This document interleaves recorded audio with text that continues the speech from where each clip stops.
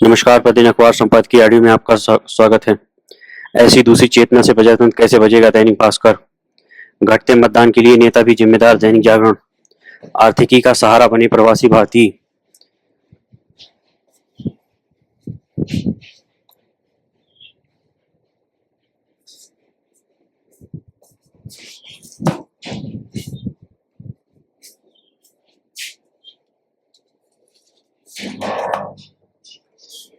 आर्थिकी का सहारा बने प्रवासी भारतीय।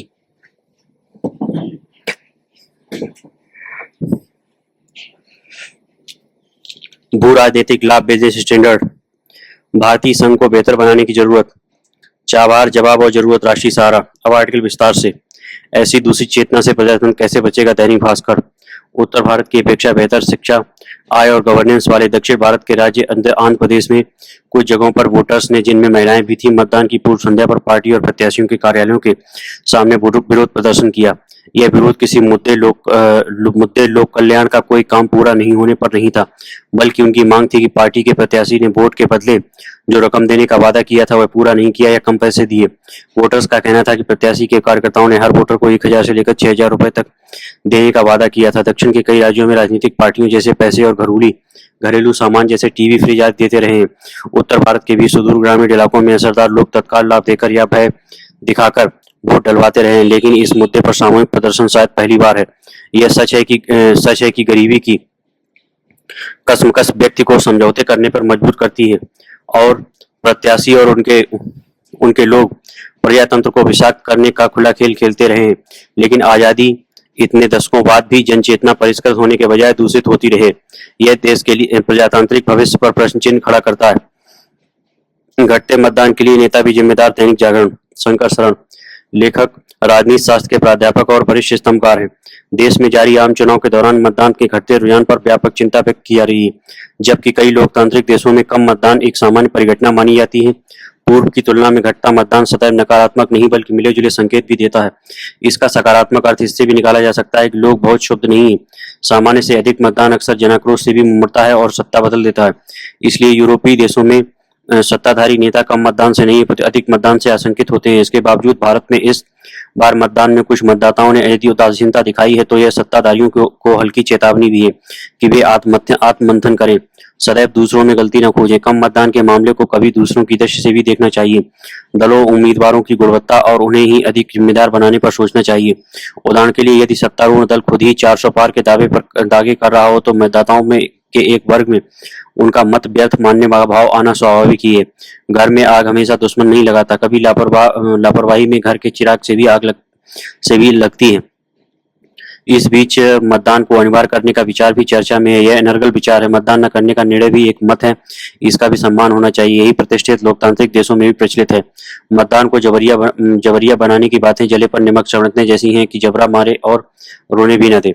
हमारे राजनीतिक दल और नेता कितने भी क्षुद्रता दिखाएं, लेकिन अपने लिए सबसे तालियां चाहते हैं। दलों द्वारा दुष्प्रचार, आडंबर, सौदेबाजी, भ्रष्टाचार, छल प्रपंच, एक दूसरे पर गढ़ित आरोप आदि के होते उन्हें चुनने के लिए सबसे उत्साहित होने की मांग जबरदस्ती ही दी है। सुविख्यात कार्टूनिस्ट आर के लक्ष्मण का करीब 40 साल पुराना यह कार्टून है। उसमें हमारे विभिन्न दलों के नेता एक दूसरे को विदेशी एजेंट, बेका हुआ, देशद्रोही, चरित्रहीन, बेतरघाती और लोभी लंपट आदि कह रहे हैं। आज का दृश्य क्या बेहतर है? अभी कुछ लोग अपने दल के नारे और अपनी नीतियों के लिए प्रतिद्वंदी दल को दोष देते रहे हैं। वर्षों से हाल यही है कि कुछ नेता सालों साल जैसे चुनावी भाषण ही देते रहते हैं, सदैव चुनौती, तहस सेखी और निंदा से भरी लफाजी जो वे विदेश में बोलते हुए भी अपने प्रतिद्वंदी दल या नेताओं पर आक्षेप करते हैं।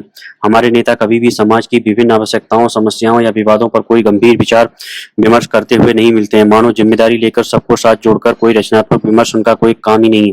उनका काम तो मानो केवल दूसरे को नीचा दिखाना और मनमाने वादे करना भर है। चुनावी घोषणा पत्र के नाम पर भी कोरी सैद्धांतिक बातें, लक्ष्यदार बातें और वादे या हवाई बातें। अब तो सीधे लालच देकर मतदाताओं के किसी वर्ग को लुभाव जैसे प्रस्ताव भी आने लगे। यह भी एक विचित्र दृश्य है कि मूलतः एक जैसी आर्थिक, सामाजिक, शैक्षणिक, प्रादेशिक नीतियां रखते हुए भी वे दूसरों की नाहक निंदा करते हैं। जिन नीतियों को स्वयं गलत कहते रहे, स्वयं सत्ता पाने पर वही नीति जमकर चलाते हैं और अथवा ऐसे काम करते हैं या घोषणाएं कर देते हैं जिनका कभी घोषणा पत्र में उल्लेख ही नहीं किया गया था। फिर बात बात में श्रेय लेने की लालसा और तरह तरह की तिकड़में भिड़ाना, सभी नारे अपनी पार्टी या नेता केंद्रित करना, सार्वजनिक स्थानों पर भी केवल दलीय नेताओं के नाम थोपना, चाहे वे स्थान, तकनीक, व्यापार, साहित्य या कला या खेलकूद से संबंधित क्यों न हो।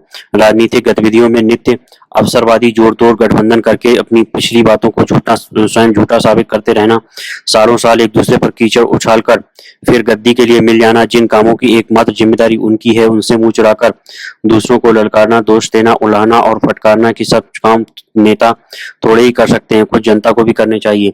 यह सब एक तरफापन है जिसमें केवल दलों और नेताओं की सुविधा का ध्यान रखना ही प्राथमिकता होती है। उदाहरण के लिए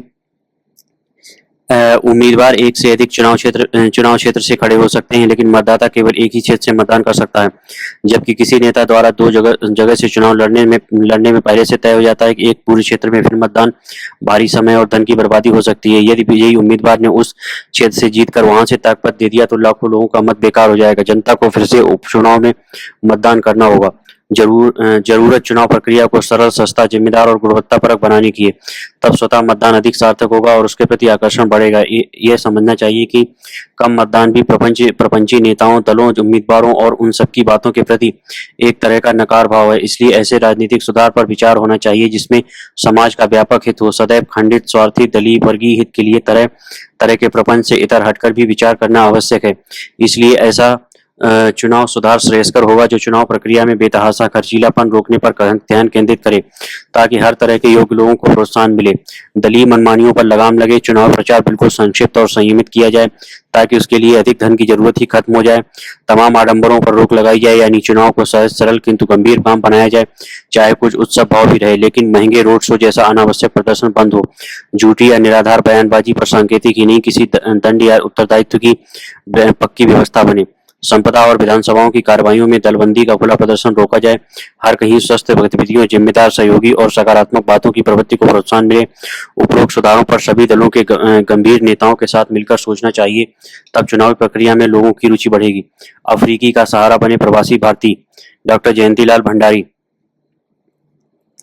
पिछले दिनों यूनाइटेड नेशंस माइग्रेशन एजेंसी द्वारा international organisation for migration report 2024 जारी की गई। इस रिपोर्ट में कहा गया कि भारतीय प्रवासियों द्वारा वर्ष 2022 में भेजा गया रेमिटेंस यानी प्रवासियों द्वारा अपने घर भेजा गया धन दुनिया के किसी भी देश के मुकाबले सबसे ज्यादा है। यह राशि 111 अरब डॉलर की ऊंचाई पर पहुंच गई है। देखा जाए तो यह उपलब्धि प्रवासी भारतीयों के परिश्रम, उनकी दक्षता और उनके मातृभूमि के प्रति स्नेह को भी रेखांकित करती है। यह कोई छोटी बात नहीं है कि पिछले एक दशक में प्रवासी भारतीयों द्वारा भेजे गए धन की मात्रा लगातार बढ़ी है। वर्ष 2010 में भारत में रेमिटेंस के तौर पर 53.48 अरब डॉलर आए थे। यह राशि वर्ष 2015 में बढ़कर 68.19 अरब डॉलर और वर्ष 2020 में बढ़कर 83.15 अरब डॉलर हो गई। अब भारत विश्व का ऐसा पहला देश बन गया है जहां प्रवासियों द्वारा एक साल में 100 अरब डॉलर से अधिक की रकम भेजी गई। ये खास बात यह है कि प्रवासी भारतीयों द्वारा भेजा गया यह धन वित्त वर्ष 2021-22 में भारत में कुल आए 83.57 अरब डॉलर के प्रत्यक्ष विदेशी निवेश से भी ज्यादा है। भारत के बाद मैक्सिको, चीन, फिलीपींस और फ्रांस सबसे ज्यादा रेमिटेंस प्राप्त करने वाले देश हैं। रिपोर्ट के मुताबिक दुनिया में सबसे ज्यादा प्रवासी भारत के हैं, जिनकी संख्या करीब 1,80,00,000 है। यह आंकड़ा देश की कुल जनसंख्या का करीब 1.3% है। सबसे ज्यादा प्रवासी भारतीय संयुक्त अरब अमीरात, अमेरिका और सऊदी अरब में रहते हैं। पहले जहां भारत से अकुशल श्रमिक कम आय वाले खाड़ी देशों में जाते थे, वहीं विदेश जाने वाले भारतीयों में कुशल लोगों की संख्या ज्यादा है, जो अमेरिका, इंग्लैंड, सिंगापुर, ऑस्ट्रेलिया और न्यूजीलैंड जैसे उच्च आय वाले देशों में जा रहे हैं। ऐसे में वे अधिक कमाई करके ज्यादा धन भारत भेज रहे हैं। उल्लेखनीय है कि वर्ष 2020 में कोविड-19 के कारण भारतीय अर्थव्यवस्था ऋणात्मक विकास दर की स्थिति में पहुंच गई थी। दुनिया के विभिन्न देशों की अर्थव्यवस्थाओं में धीमापन आने के कारण प्रवासी भारतीयों की आमदनी में भी बड़ी कमी आई थी। उन आर्थिक मुश्किलों के बीच प्रवासी भारतीय देश में रकम भेजते रहे। इससे भारतीय अर्थव्यवस्था को बड़ा सहारा मिला, लेकिन अभी भी विदेशों में प्रवासी भारतीयों को आर्थिक और सुरक्षा समेत कई परेशानियों का सामना करना पड़ रहा है। विदेशी कार्यस्थलों पर दुर्व्यवहार और नौकरी के समय जीनोफोबिया यानी नापसंदगी जैसे समस्याओं का सामना करना पड़ता है। जीनोफोबिया एक नई समस्या है। इसके बावजूद प्रवासी भारतीय भारत का खजाना भर रहे हैं। इजरायल और हमास के आतंकियों के बीच चल रहे संघर्ष के बीच वहां फंसे भारतीय नागरिकों और प्रवासी भारतीयों की सुरक्षित वतन वापसी के लिए भारत ने ऑपरेशन अजय चलाया। इसी तरह वर्ष 2022 में रूस यूक्रेन युद्ध के कारण यूक्रेन में जब भारतीय समुदाय सीधे खतरे में आ गया था, तब भी ऑपरेशन गंगा के तहत बड़ी संख्या में भारतीयों को सुरक्षित वापस लाया गया था। इसके बावजूद अभी भारत को अपने लोगों के दुख दर्द को कम करने में और अधिक सहयोग करना होगा। विदेश में ऐसे भारतीयों की संख्या बढ़ती जा रही है जो गलत लोगों या संस्थाओं के हाथ लगकर दुर्दशा के शिकार हो रहे हैं। यद्यपि भारत सरकार ने विभिन्न शिकायतों पर संबंधित देशों की सरकारों से दखल करने को कहा है, लेकिन भारत सरकार की और अधिक सक्रियता जरूरी है। इस लोकसभा चुनाव के बाद एक स्थिर और मजबूत सरकार केवल इसलिए आवश्यक नहीं है कि वह आर्थिक मामलों में बड़े और कड़े फैसले ले सके, बल्कि इसलिए भी आवश्यक है ताकि भारत के विकास में सहयोगी प्रवासियों की चिंताओं को दूर कर उन्हें नई ऊर्जा दे सके। दुनिया के कोने कोने में बसे भारतवंशियों और प्रवासी भारतीयों की राजनीतिक, आर्थिक और कारोबारी क्षेत्र में बढ़ती पकड़ भारत के तेज विकास के मद्देनजर महत्वपूर्ण हो गई। प्रवासी भारतीयों का एक बड़ा वर्ग ये महसूस करता है कि पिछले एक दशक में दुनिया के आर्थिक और राजनीतिक मंच पर भारत की सफलता का परचम फहराया है, जिससे विश्व में इंडिया फिलैंथ्रोपी अलायंस जैसे भारत एसएससी संगठन तेजी से आगे बढ़े हैं। इंडियन डायस्पोरा भारत के विकास में अहम योगदान देने के उद्देश्य से 2012 में अमेरिका में स्थापित एक ऐसी गैर लाभकारी संस्था है जो करीब 20 देशों में सक्रिय रूप से काम कर रही है। यह संगठन दुनिया भर के विभिन्न देशों के प्रवासी भारतीयों के लिए भी प्रेरणादायी बन गया है। इसके प्रयासों से भारतवंशियों तथा प्रवासियों का भारत के लिए सहयोग और स्नेह लगातार बढ़ा है।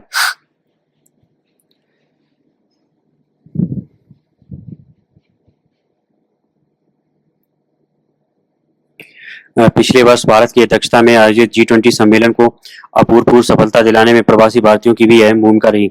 इसमें कोई दो मत नहीं है कि आज दुनिया के हर बड़े मंच पर भारत की आवाज सुनी जाती है। कहीं भी संकट आता है तो सबसे पहले पहुंचने वाले देशों में भारत का नाम भी होता है। ऐसे में इस लोकसभा चुनाव के बाद देश में एक ऐसी प्रभावी सरकार का गठन होना जरूरी है जो प्रवासियों के साथ स्नेह एवं सहभागिता जारी रखे। तभी प्रवासी भारतीय अपने ज्ञान एवं कौशल की शक्ति से भारतीय अर्थव्यवस्था को आगे बढ़ाने, 2027 तक भारत को दुनिया की तीसरी बड़ी अर्थव्यवस्था बनाने और 2047 तक भारत को विकसित देश बनाने की डगर पर तेजी से आगे बढ़ने में अहम भूमिका निभाते हुए दिखाई दे सकेंगे। भू राजनीतिक लाभ बिजनेस स्टैंडर्ड।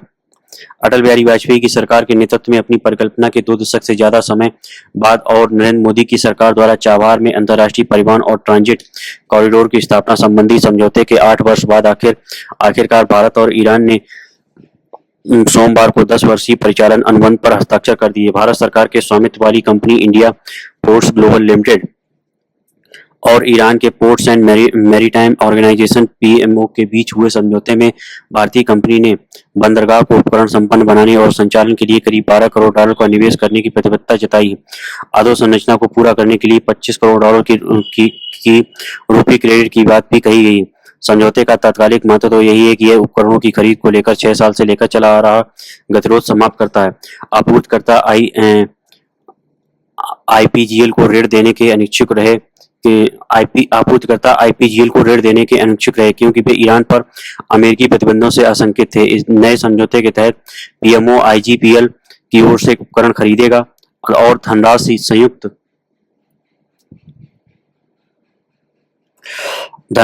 अरब अमीरात में स्थित एक ईरानी कंपनी को रिफंड की जाएगी। इससे पहले अप्रैल में भारत और म्यांमार के बीच एक समझौता हुआ था, जिसमें म्यांमार और भारत के पूर्वोत्तर इलाके के बीच संपर्क मजबूत करने के लिए सितवे बंदरगाह का पूरा संचालन आईपीजीएल के संभालने की बात शामिल थी। चाबहार परियोजना चीन की विशाल बेल्ट एंड रोड पहल का भारतीय जवाब चाबहार परियोजना के चीन की विशाल बेल्ट और रोड पहल का भारतीय जवाब माना जा रहा है। अगर मान भी लें कि यह बढ़ा चढ़ाकर कही गई बात है और है, तब भी यह भारत के लिए महत्वपूर्ण है, क्योंकि नौवहन बंदरगाह और जलमार्ग मंत्री सर्बानंद सोनोवाल आम चुनाव के बीच इस समझौते पर हस्ताक्षर करने तेहरान पहुंचे।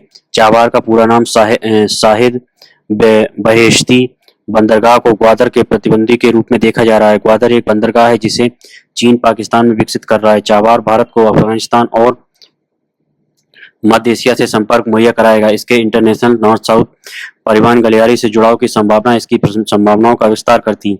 यह भारत, रूस और ईरान की संयुक्त परियोजना है जो हिंद महासागर और पर्शिया की खाड़ी की एक जमीन स्थित मल्टी मॉडल कॉरिडोर के जरिए सेंट पीटर्सबर्ग और उत्तरी यूरोप से जोड़ेगी।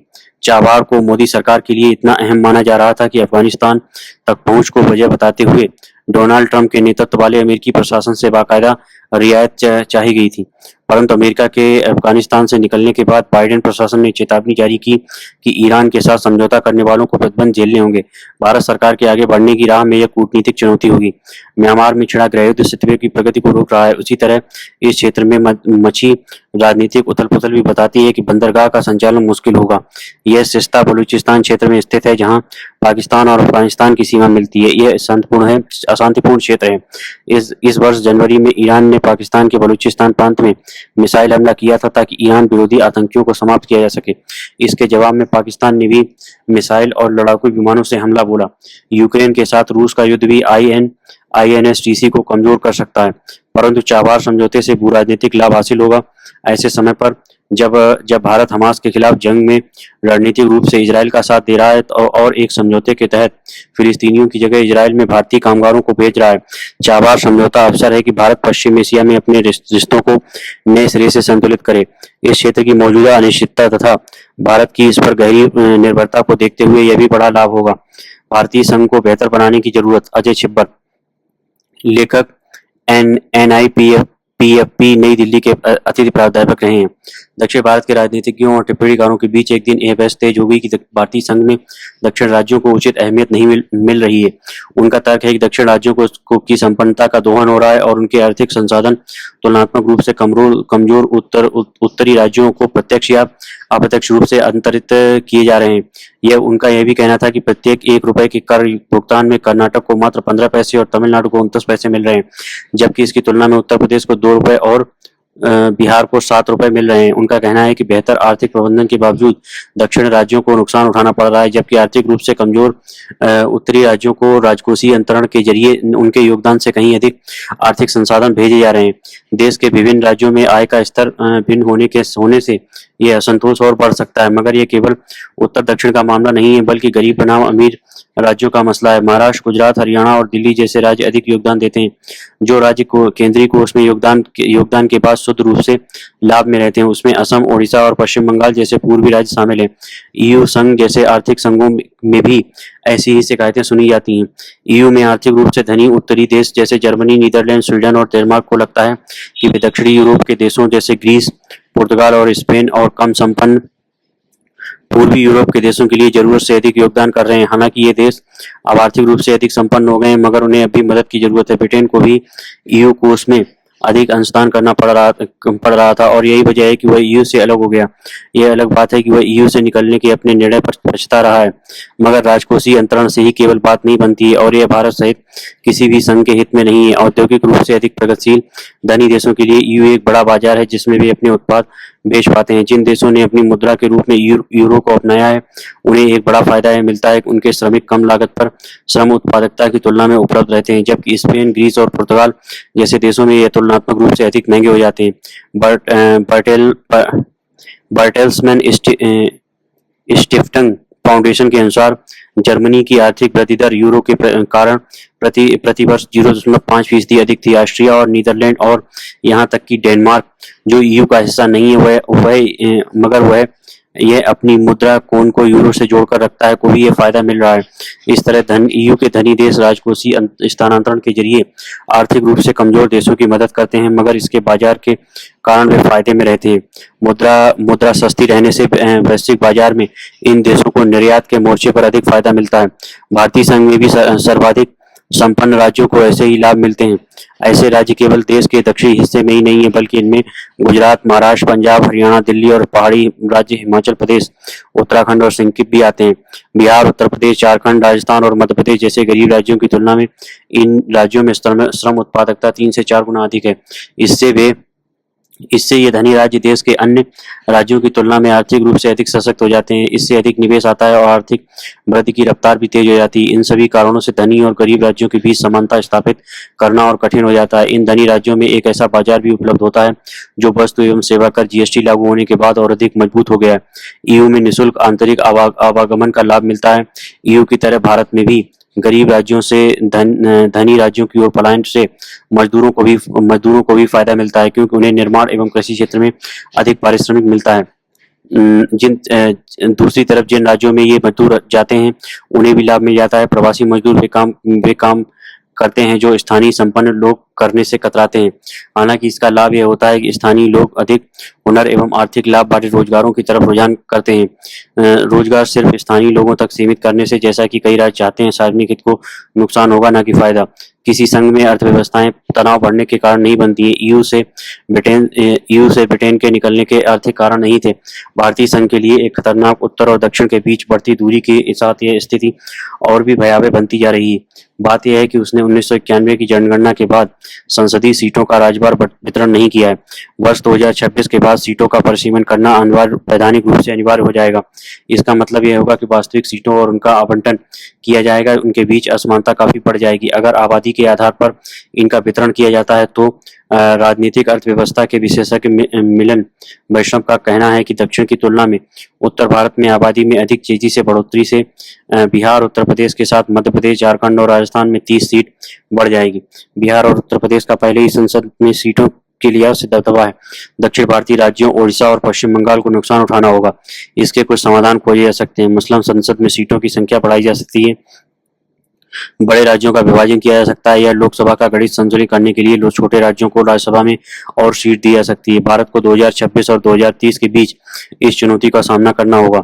इस बीच 16वें वित्त आयोग के समक्ष राजकोषीय वितरण की चुनौती है, मगर भारतीय संघ के साथ बने रहने पर आने वाली लागत और लाभों पर वाद विवाद के बीच दक्षिण भारत सहित देश के धनी राज्यों को यह अवश्य ध्यान में रखना चाहिए कि शुद्ध राजकोषीय वितरण के जरिए गरीब राज्यों को आर्थिक संसाधन देने के साथ साथ उन्हें भी भारतीय संघ से कई लाभ मिले हैं।